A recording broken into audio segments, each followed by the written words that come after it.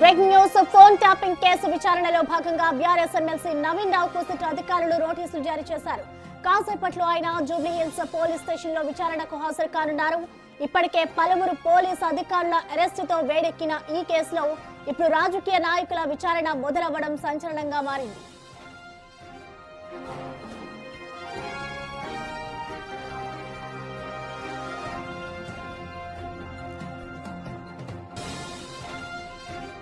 Phone tapping కోసం private పరికరాలను సమకూర్చడం, వాటి ద్వారా ప్రత్యర్థుల సంభాషణలు వినడం వంటి అంశాల్లో నవీన్ రావు ప్రమేయం ఉన్నట్లు సిట్ అధికారులు అనుమానిస్తున్నారు.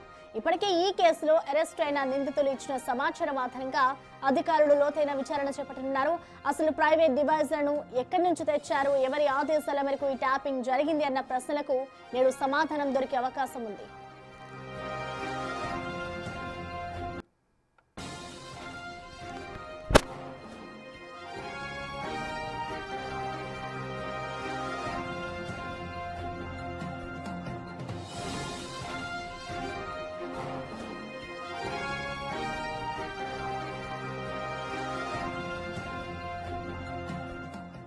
ఈ నోటీసులపై మోర్ డీటెయిల్స్ ని మా ప్రతినిధి సాగర్ అందిస్తారు.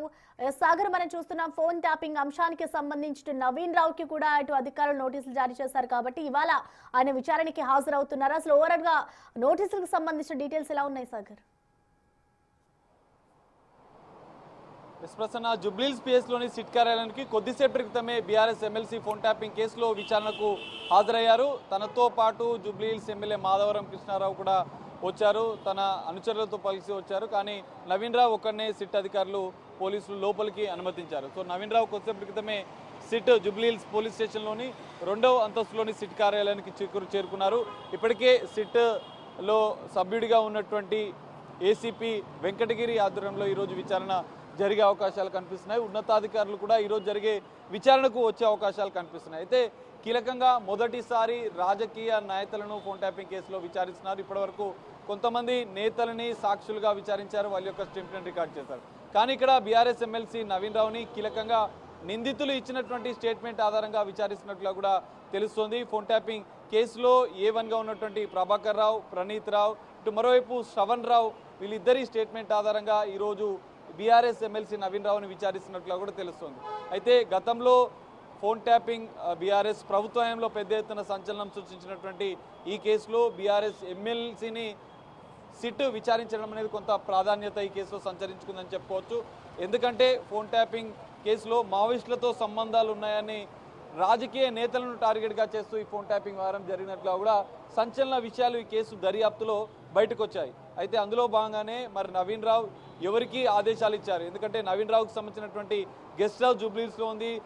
మాజీ అంటే సీఎం కేసీఆర్తో పాటుగా బీఆర్ఎస్ కేటీఆర్, ఇటు హరీష్ రావులకు అత్యంత సన్నిహితంగా ఉండే బీఆర్ఎస్ ఎమ్మెల్సీ నవీన్ రావుని ఈరోజు ఫోన్ ట్యాపింగ్ కేసులో విచారించడం అనేది కొంత కీలకంగా మారే అవకాశాలు కనిపిస్తున్నాయి. నవీన్ రావుకు సంబంధించినటువంటి గెస్ట్ హౌస్ జూబ్లీహిల్స్లోని సీఎం రేవంత్ రెడ్డి నివాసానికి సమీపంలో ఉండే గతంలో టీపీసీసీ చీఫ్గా ఉన్న సందర్భంలో ప్రతిపక్ష నేతలకు సంబంధించినటువంటి ఫోన్లు పెద్ద ఎత్తున ట్యాపింగ్ అయ్యన్న అంశాలు కూడా వెలుగుకొచ్చాయి. అయితే గతంలోనే సిట్ నోటీసులు జారీ చేసింది, తన యొక్క గెస్ట్ హౌస్లో కూడా తనిఖీలు చేశారన్న అంశాలు కూడా వచ్చాయి. కానీ అప్పుడు ఫోన్ ట్యాపింగ్తో నాకు ఎలాంటి సంబంధం లేదని ఎమ్మెల్సీ నవీన్ రావు కొట్టిపారేశారు. కానీ ఈరోజు నిందితులు ఇచ్చిన స్టేట్మెంట్ ఆధారంగా ఈరోజు విచారణ చేపడుతున్నటువంటి సిట్ అధికారులు మరి మీ గెస్ట్ హౌస్ వేదికగా జరిగిన ట్యాపింగ్ వ్యవహారం ఏంటి, అక్కడ ప్రైవేటు డివైస్లను మీరు ఏర్పాటు చేసి ఈ ఫోన్ ట్యాపింగ్లో మీకు కూడా భాగం ఉన్నట్లు కూడా గతంలో ఇచ్చిన స్టేట్మెంటు, గతంలో సిట్ హైకోర్టుకి ఇచ్చినటువంటి అఫిడవిట్లో కూడా ఈ అంశాలు చెప్పినట్టుగా కూడా తెలుస్తుంది. అయితే ఇక్కడ ఫోన్ ట్యాపింగ్ కేసులో A1గా ఉన్నటువంటి ప్రభాకర్ రావు, దాంతో పాటుగా ప్రభాకర్ రావుతో పాటుగా ఈ కేసులో శ్రవణ్ రావుతో పాటుగా మరికొంతమంది భుజంగరావు ఉన్నారు, ఈ కేసులో నిందితులుగా ఉన్నారు. వీరి స్టేట్మెంట్ తీసుకుంది, వీరి యొక్క విచారణ చేసింది.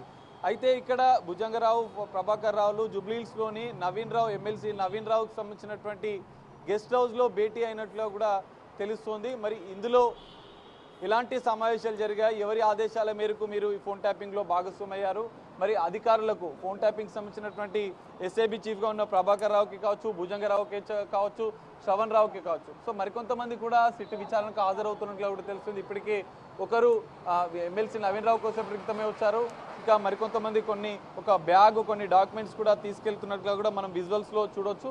అయితే ఇందులో ఇప్పటి నుంచి కొన్ని కీలక పరిణామాలు ఫోన్ ట్యాపింగ్ కేసులో జరిగే అవకాశాలు కనిపిస్తున్నాయి. ఎందుకంటే ఐపీఎస్ అధికారులతో ప్రభుత్వం సిట్ ఏర్పాటు చేయడం, నూతన సిట్ హైదరాబాద్ సిపి సజ్జనార్ నేతృత్వంలో చూడడం, కొంతమంది పోలీసు ఉన్నతాధికారులు గతంలో బీఆర్ఎస్ ప్రభుత్వ హయాంలో ఉన్నత స్థాయిలో పనిచేసినటువంటి అధికారుల స్టేట్మెంట్లు కూడా ఫోన్ ట్యాపింగ్ కేసులో తీసుకున్నట్లు కూడా సమాచారం అందుతుంది. దాన్ని బేస్ చేసుకొని ఇందులో రాజకీయ కుట్రకోణం కూడా ఉన్నట్లు కూడా సిట్ విచారణలో బహిర్గతమైంది. అందులో భాగంగానే సిట్ పోలీసులు ఈరోజు బీఆర్ఎస్ ఎమ్మెల్సీ నవీన్ రావుని సిట్ అధికారులు విచారిస్తున్నారు.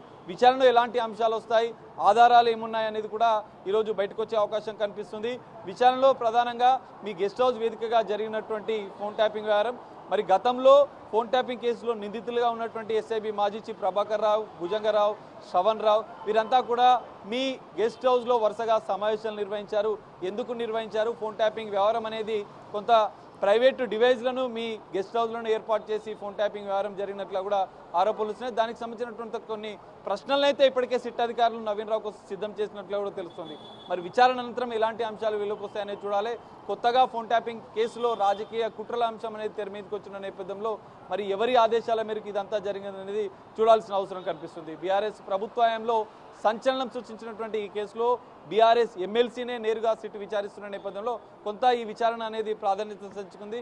రాజకీయ కుట్రలు ఏంటి అనేది, తెర వెనుక ఉండి ఫోన్ ట్యాపింగ్ వ్యవహారం ఎవరు నడిపించారన్న అంశాలు కూడా మరి నవీన్ రావు విచారణలో బహిర్గతం అవుతాయా లేదా అనేది మాత్రం చూడాల్సిన పరిస్థితి. ప్రసన్న, అయితే సాగర్, అంటే ఇప్పటికే చూసుకుంటే ఈ ఫోన్ ట్యాపింగ్ కేసు అంశం ఏదైతే ఉందో దీంట్లో ఇప్పటికే భుజంగరావుని అలాగే శ్రవణ్ రావుని మరికొంతమంది ఎవరైతే నిందితులు ఉన్నారో వాళ్ళందరినీ కూడా ఇప్పటికే సిట్ అధికారులు ప్రశ్నించారు. కాబట్టి వాటన్నిటిని స్టేట్మెంట్ ని కూడా రికార్డ్ చేస్తారు. వాటి ఆధారంగానే ఇప్పుడు నవీన్ రావుని కూడా విచారిస్తారనుకోవచ్చా, లేదంటే వేరే కోణంలో విచారిస్తారనుకోవచ్చా?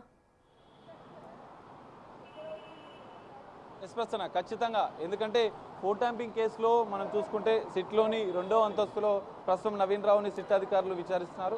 మరికొంతమంది సిట్ సంబంధించినటువంటి ఉన్నతాధికారులు కూడా ఈరోజు విచారణలో పాల్గొనే అవకాశం కనిపిస్తుంది, నవీన్ రావుని విచారించే అవకాశం కనిపిస్తుంది. అయితే ప్రధానంగా ఫోన్ ట్యాపింగ్ సంబంధించినటువంటి గతంలో ఎస్ఐబి చీఫ్గా ఉన్నటువంటి మాజీ ప్రభాకర్ రావుని విచారించారు, ఇందులో ప్రణీత్ రావుని విచారించారు. శ్రవణ్ రావు A6గా ఫోన్ ట్యాపింగ్ కేసులో A6గా ఉన్నటువంటి శ్రవణ్ రావుని కూడా గతంలో విచారించారు. ఆయనే ఓ మీడియా సంస్థకు సంబంధించినటువంటి అధినేత కూడా అన్నట్లుగా కూడా తెలుస్తుంది. అయితే ఇక్కడ శ్రవణ్ రావు, నవీన్ రావు ఆదేశాల మేరకే కొంతమంది రాజకీయ నేతల ఫోన్లను ట్యాప్ చేసినట్లుగా కూడా సిట్ అధికారుల విచారణలో బహిర్గతమైంది. అందులో భాగంగానే గతంలో శ్రవణ్ రావుని విచారించారు. శ్రవణ్ రావు ఎస్ఐబికి మధ్య మీడియేటర్గా వ్యవహరించారు. నవీన్ రావు ఆదేశాల మేరకు కూడా కొన్ని ఫోన్లు ట్యాప్ చేసినట్లుగా కూడా తెలుస్తుంది. కొంత కోడ్ లాంగ్వేజ్ ద్వారా మాడ్యువల్ కోడ్లు పెట్టుకొని ఈ ఫోన్ ట్యాపింగ్ వ్యవహారాన్ని నవీన్ రావు నడిపించారన్న అంశాలు కూడా తెర మీదకి వస్తున్నాయి. మరి ఈ రోజు విచారణలో ఈ అంశాలు బయటకు వస్తాయా? గెస్ట్ హౌస్ లో జరిగినటువంటి వ్యవహారం ఏంటి, ఫోన్ ట్యాపింగ్ లో ఆయన పాత్ర ఏంటి, ఆయన తెర వెనుక ఉండి ఎవరు నడిపించారు, ఎస్ఐబికి గతంలో పనిచేసినటువంటి ఫోన్ ట్యాపింగ్ పాల్పడ్డటువంటి నిందితులకు ఆ పోలీస్ అధికారులకు నవీన్ రావుకు ఉన్న సంబంధాలు ఏంటి అన్న అంశాలు కూడా ఈ రోజు విచారణలో బయటకు వచ్చే అవకాశాలు అయితే కనిపిస్తున్నాయి. Prasanna, thank you Sagar.